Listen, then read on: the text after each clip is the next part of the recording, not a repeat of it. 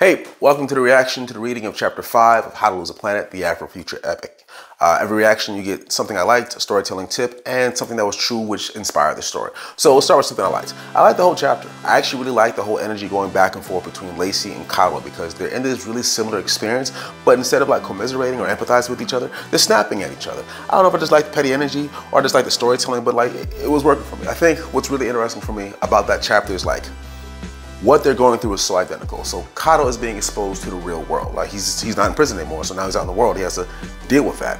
And Lacey's being exposed to this new element of the real world, like this horrific violence. Like she has some knowledge of violence because she's a journalist and she's done stories on it, but she's never actually been forced to participate in a bloodletting prison break. But now, so they're both being confronted with these strange realities, these really traumatizing realities, and instead of like hugging it out or whatever, they're just like at each other's throats. I don't know, something about that was working for me. So that was something I liked. Storytelling tip. Okay, so chapter 5 actually represents the end of Act 1 of this story, which is written in a 3-act structure. So not every story uses 3-act structure. I'm not saying you have to use that, but if you're going to use the 3-act structure, you may want to end Act 1 with what's known as the lie, the thing that the character believes which drives much of the drama and action and tension throughout the course of the story. So for me, I actually have the lie as Kato's lie as a phrase in my head. Kato believes this, which I know, which was stayed with me as I created the drama throughout Act 2, into Act 3, climax, and conclusion.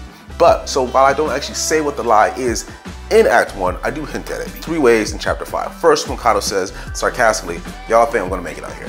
Kato doesn't think he's gonna make it outside, but he's outside now, so he's gotta deal with that and that contradiction between his thoughts and his reality. Another one is where Kato says, does happiness even work? So that's kind of a callback to Chapter 2, where the narrator mentions how Kato only relies on things that work. The things that work are more important than love, money, truth, because Kato's just trying to survive prison. So every day, whatever gets him through the day in prison, whether he has to be a good guy or a bad guy, whatever works, that's what Kato trusts. But now he's out in the world where other people don't feel that way about happiness. Some people do think happiness works and it's important. So what's Kato gonna do with that contradiction?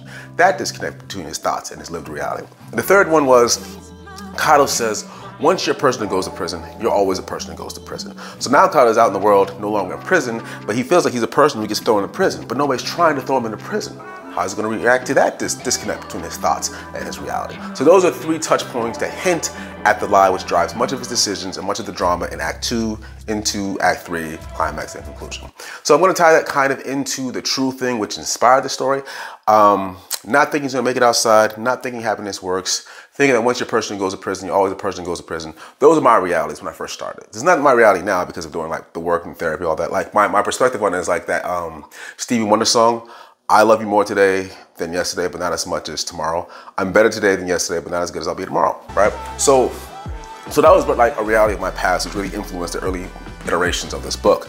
But I was thinking about something because it's really interesting storytelling technique. Not every story does this, but I like when it happens. So you have a character and they're being driven into Act 2 through their wants, right? But what's also, and it expands the entire arc of their story, but what's also being revealed is what they need.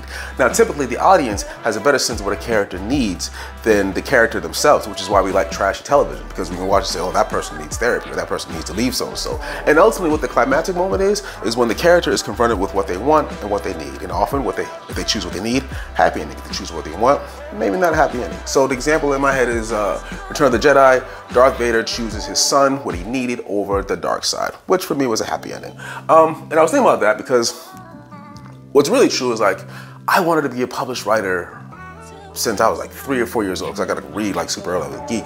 But like, I'd always wanted that. Like I wanted to be known as somebody who tells cool stories. Even when I started 1 Minute Stories to build a platform so I could get published, like traditionally and all that jazz, right? And I just kept working at it. So that was like the arc of my story, like wanting to be a published writer, And then as that was going on, I was getting closer and closer to what I actually needed. Like I wanted to be a writer, but I needed to be a storyteller, because there's this quote that says like writing is done alone, but stories are perfected in community, which I kind of believe.